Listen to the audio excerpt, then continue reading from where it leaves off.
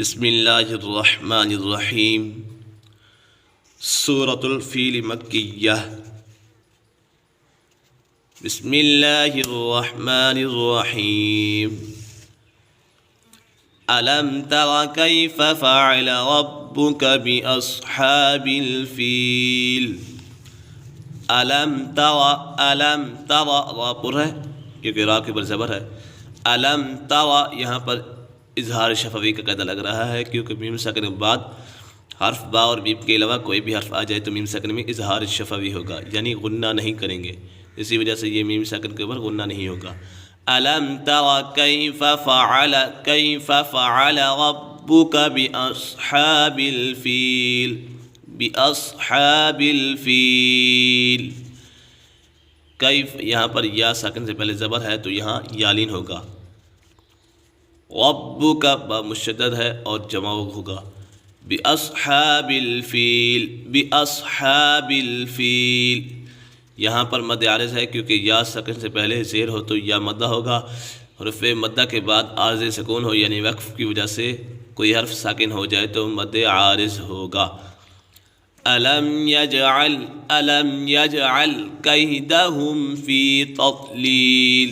تضلیل۔ یہاں پر اظہار شفوی ہے، میم ساکن کے بعد حرف با اور میم کے علاوہ کوئی بھی حرف آ جائے تو میم ساکن میں اظہار شفوی ہوگا، یعنی غنہ نہیں کریں گے۔ ألم يجعل جیم کے اوپر کلکلہ ہے تو جمع ہوگا۔ يجعل كيدهم في تضلیل، تضلیل۔ یہاں پر بھی مد عارض ہے کیونکہ حرف مدہ کے بعد عارض سکون یعنی وقف کی وجہ سے کوئی حرف ساکن ہو جائے تو مد عارض ہوگا۔ وَأَرْسَلَ عَلَيْهِمْ طَيْرًا أَبَابِيلَ۔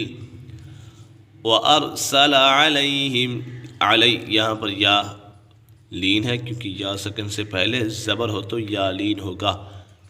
علیہم طیرًا، علیہم اظہار شفوی، طیرًا ابابیل۔ یہاں پر بھی مد عارض ہے کیونکہ حروف مدہ کے بعد عارض سکون ہو، یا مدہ ہے یا سکن سے پہلے زیر ہو تو یا مدہ ہوگا۔ ابابیل یہاں پر حروف مدہ کے بعد عارض سکون یعنی وقف کی وجہ سے کوئی حرف ساکن ہو جائے تو مد عارض ہوگا۔ ترمیہم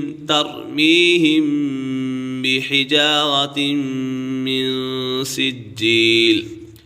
ترمیہم یہاں پر میم ساکن کے بعد یہاں پر اخفاء شفوی لگ رہا ہے کیونکہ میم ساکن کے بعد حرف با آ گیا ہے، میم ساکن کے بعد حرف با آ جائے تو میم ساکن میں اخفاء شفوی ہوگا یعنی غنہ کر کے پڑھیں گے۔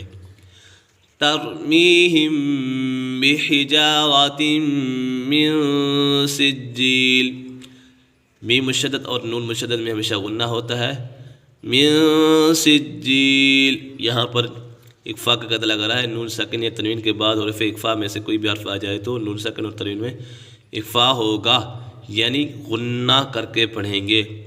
من سجیل یہاں پر بھی مد عارض کا قاعدہ لگ رہا ہے کیونکہ حروف مدہ کے بعد عارض سکون یعنی وقف کی وجہ سے کوئی حرف ساکن ہو جائے تو مد عارض ہوگا۔ فجعلهم كعصف مأکول۔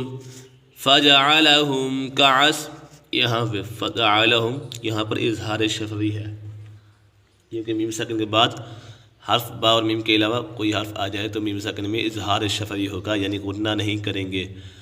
كعصف مأکول، میم مشدد ہے، میم مشدد میں ہمیشہ جمع ہوگا۔ مأکول یہاں پر میم کے بعد جو جزم آئی ہے یہ حمزہ ہے۔ مأکول،